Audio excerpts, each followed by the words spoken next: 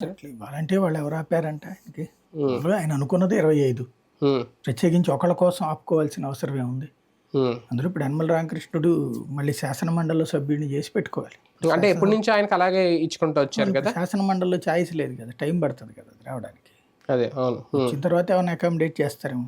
హ్మ్. అశోక్ హ్మ్. గజపతిరాజులు, యనమల రామకృష్ణ ఇట్లాంటి వాళ్ళు రావాలంటే ఇప్పుడు హ్మ్. మండలిలో వేకెన్సీ కావాలి కదా! ప్రస్తుతం మండల రూట్‌లో చూస్తే అట్లా లేదు కదా! హ్మ్. హ్మ్. అటు 45 దాకా వైసీపీ వాళ్ళు ఉన్నారు. అవును. మిగతా అవును. 10 మంది డైరెక్ట్ ఎలక్టెడే. హ్మ్. హ్మ్. మళ్ళీ టైం వచ్చినప్పుడు ఒక 2 ఏళ్ల తర్వాత నుంచి చూసుకుంటే మళ్ళీ అదే ఇటువైపుకి వస్తుంటాయి.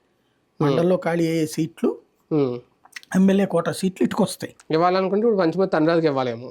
అంతే కదా! ఒకవేళ ఒక ఇవ్వాలి. పదవి ఇవ్వాలనుకుంటే. అవును. హ్మ్. అట్లాగేమో అసలు మండలోళ్ళకి ఎవరికీ ఇవ్వలేదు కదా! మండలోళ్ళు అవును. ఉన్నదే పరిమితం. హ్మ్. 10 మందే కదా వీళ్ళుంది. అవును. అవును. అందుకని అట్లా ఇవ్వలేదు. హ్మ్. ఎమ్మెల్యేలోనే సీనియర్లు ఉన్నారు కదా! అవును. అవును. ఇవ్వలేదు కదా! అవును. అవును. బేసిక్‌గా ఒకటేంటి నేను ఇంతకుముందు కూడా చెప్పాను కదా! ప్రాంతీయ పార్టీలో ఉండే సహజ సిద్ధమైనటువంటి ధోరణి ఏంటంటే విడిపోయాక. హుహు. అంతకుముందైతే ఆ సిస్టమ్ నడిచింది. హ్మ్. కాంగ్రెస్ వర్సెస్ తెలుగుదేశం ఉన్నప్పుడు. హ్మ్. అటు సీనియర్‌లను తీసుకురావడం, ఇటు సీనియర్‌లను తీసుకురావడం. సీనియర్‌లు, జూనియర్‌లు సగమ భాగస్వామ్యం. హ్మ్. లేదంటే గనక సీనియర్‌లు ఎక్కువుండి జూనియర్‌లను కొంతమందిని తీసుకోవడం. అవును. అవును. ఇట్లాంటివి జరిగేది. వీళ్ళు కూడా జూనియర్‌లు, సీనియర్‌ల దగ్గర నేర్చుకోవడం ఉండేది. హ్మ్.